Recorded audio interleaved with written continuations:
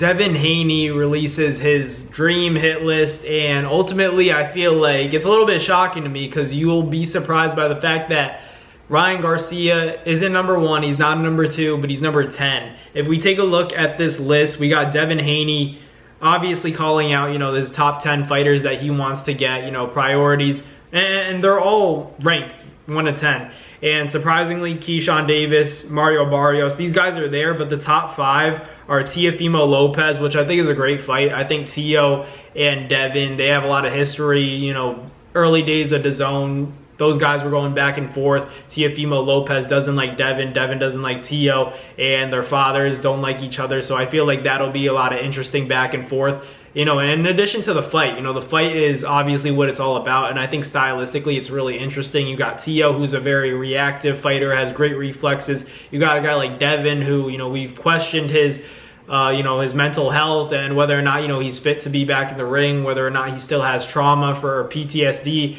from that Ryan Garcia fight. But, seeing them fight is definitely a good one. That's pay-per-view all day between Devin Haney and Teofimo Lopez. I'm not sure who wins, honestly, because Devin has that boxing ability to make it really tough for Teofimo Lopez. It could force Teo to come forward, and Teo's not great when he has to come forward. He's more of a counter puncher. And then you got Devin, a guy that, he seems to move a lot, but still has that quickness. So it'd definitely be an interesting fight. I probably favor Teofimo Lopez by a little bit, just because I feel like he has the power to get the respect from Devin Haney and has the speed to almost catch him at multiple points in that fight. But I definitely think it's a competitive fight between Devin and Teo. But going on to the number 2 spot for Devin Haney's hit list, he put Shakur Stevenson, and I think that's really interesting. I don't think it ever happens. I don't think we see Devin and Shakur, because Devin isn't going back to 140. Shakur is at 135. That fight, I don't think we're ever going to see that, unfortunately, because and it's unfortunate because we've seen them spar each other and it was good sparring, but it was a long time ago. But,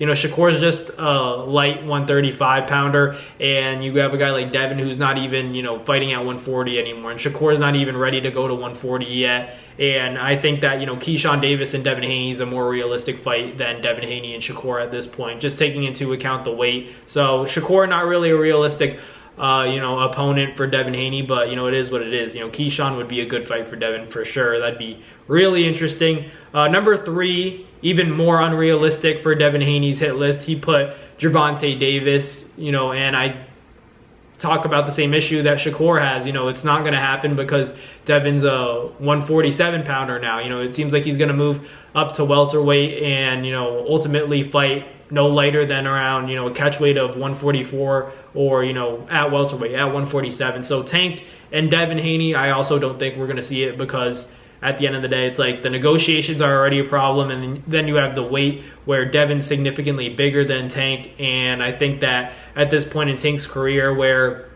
he's having some trouble, he hit a bump in the road against Lamont Roach. I feel like he's definitely going to stick around at 135, where Devin, like I said, isn't even at 140 anymore. Can't even make 140 comfortably. So Tank and Devin Haney, another fight that I don't think we will ever see, unfortunately. But, another name, Brian Norman, is ultimately there. I don't think that fight, I think that fight is more realistic than Shakur and Tank fighting Devin, but, still a natural welterweight where Devin looked a little bit fragile in his last fight. I just don't like that fight. And then Boots Ennis and Devin Haney, Devin put Boots on his hit list at number 4. I just don't like it for Devin, not yet. Anyways, you took a lot of punishment from Ryan Garcia. I know it was a year ago, but honestly, a year is not that long ago. And in the sport of boxing, I don't think that Devin should go from an aging Jose Ramirez to a guy like Boots. I don't think it makes any sense. I think maybe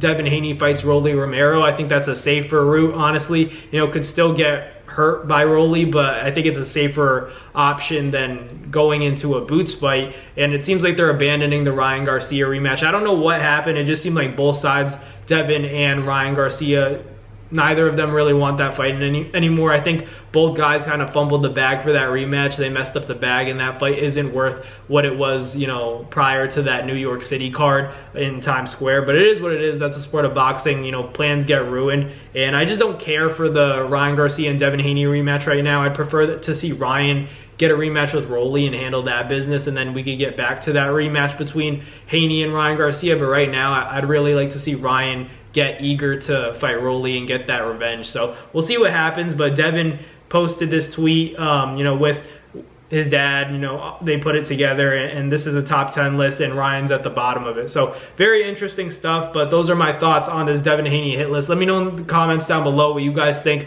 But thank you guys for watching. Like, comment, and subscribe, and I'll catch you guys on the next Haney'S boxing video. It's been your boy Matt. Peace.